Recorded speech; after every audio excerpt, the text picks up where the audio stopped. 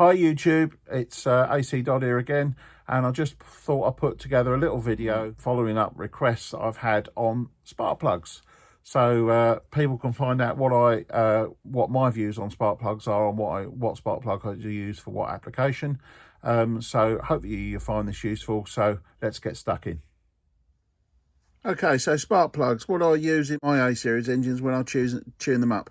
Well, I'll keep it really simple as best I can, because actually the subject is a little bit more complicated than just this plug fits in that engine and you know, oh, you need this application for that, etc, etc. So I basically carry 4 heat grades, and the heat grade is determined by the number. So it says BP5, that says BP6, that says BP7 and BP8. I use exclusively NGK spark plugs, and what that basically means is the lower the number, the hotter running the spark plug, or the lower power the engine it fits into. So conversely, a BP8 would be in the highest power engine, and a BP5 would be in the lowest power engine. So, and the ones in between, clearly they would be you know, put in the in between categories of engines. So for example, on an A series, if we had an 850 engine with low compression in standard condition, it would very much be running the BP5 spark plug. Where would I change to a BP6? Well, perhaps if we got to a 998 engine that was running high compression and potentially it was being driven hard, and maybe it'd be doing track days and stuff like that, then I will put a BP6 spark plug in. And this is the problem, because if you drove that engine you know, as a shopping car just down to the shops and never thrashed it, then actually it would live perfectly happy on a BP5 spark plug. And this is the thing we've really got to get into when it comes to choosing heat grades, is you need to read your spark plugs.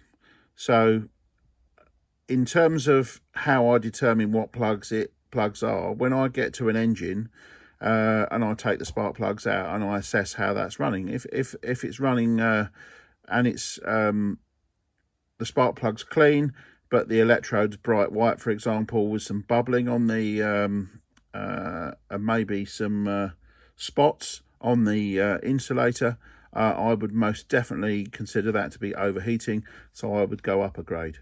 And this is the thing, because it's driver dependent. So the same engine driven in 2 different situations by 2 different drivers might need 2 different spark plugs. So as I said, low power engines used in normal conditions, such as an 850 or a low compression 998 A series, or even a high compression 998 A series that never sees any real load, I would use the BP5. A 1098 Morris Minor that sits in traffic a lot and doesn't do any hard work in completely standard condition, a BP5 would be fine. Moving up to the BP6, standard application for these would be a 1275 A series in standard form or lightly modified. Where you, again, this comes in, if somebody takes that standard engine and drives it hard round the track, you might find that the BP6, for example, runs a bit hot, and in which case you could, in that application, put some 7s in to cool off the plug, so you didn't have any issues. But the problem with running the 7 is, as all these others are, when the car's running light load, all these plugs will be seeing similar temperatures in the chambers. And actually the 7 might be running so cool in that application that it might not keep the electrode clean. Okay, and then that leads to plug fouling, leads to misfires and things like that. So really, running these 2 plugs are your standard type engines. Okay, if you're starting to run this hot, you need to run that. If you're running in traffic a lot and you might find you're fouling your 7s, then you need to come back down to a 6. It's just, I can't make it any simpler than that. There's no sort of art to it other than sort of studying your plugs. Okay, now I'm an advocate of using a wideband gauge to determine your fueling, which is an excellent idea on an A series engine. The only problem with the wideband is obviously you don't get the distribution, and that's where good old plug reading comes in, and you can assess how each cylinder is running by the color of the plug, etc. All right, so in terms of the 8s, where do we use those? In fact, I don't use 8s on any road car because they're just too cold.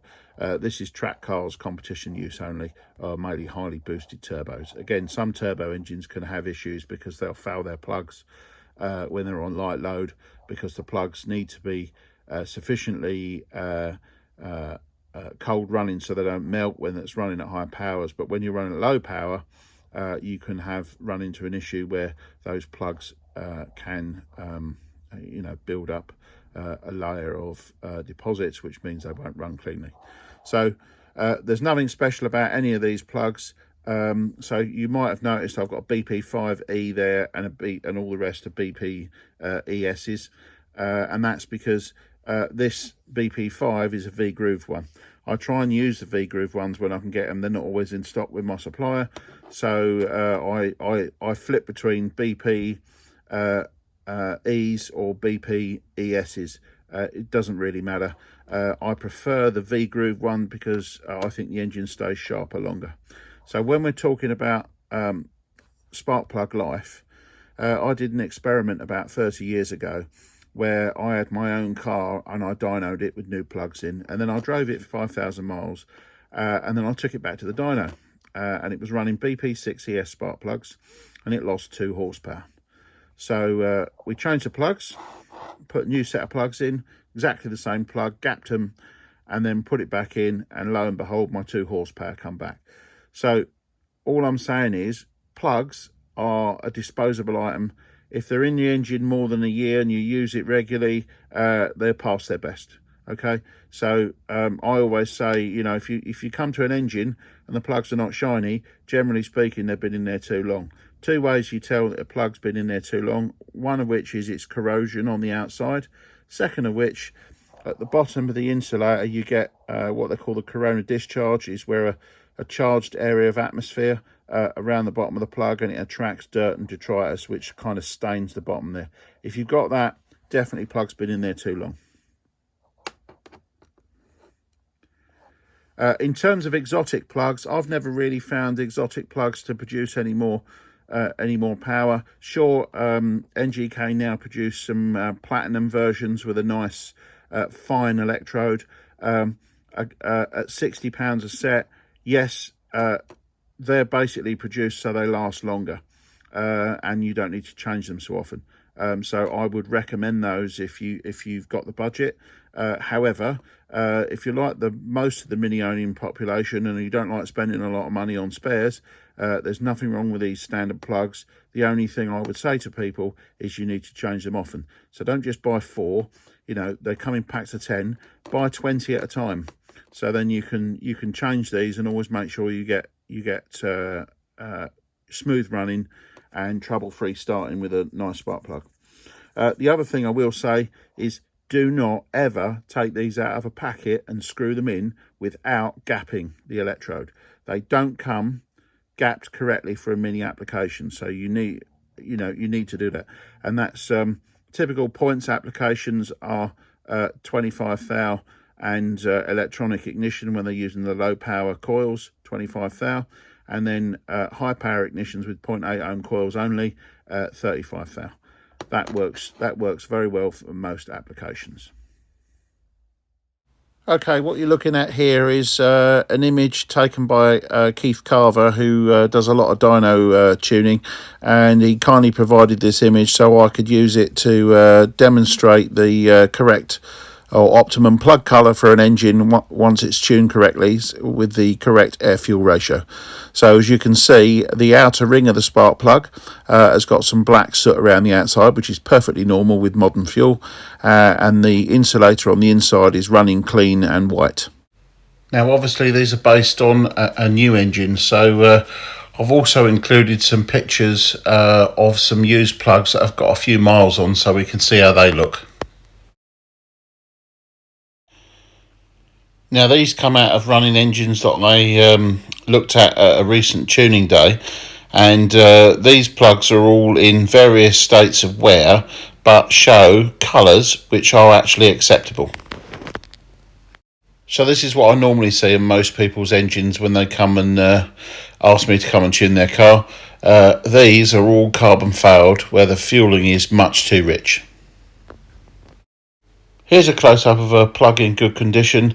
It just indicates here that the engine is just running ever so slightly on the rich side.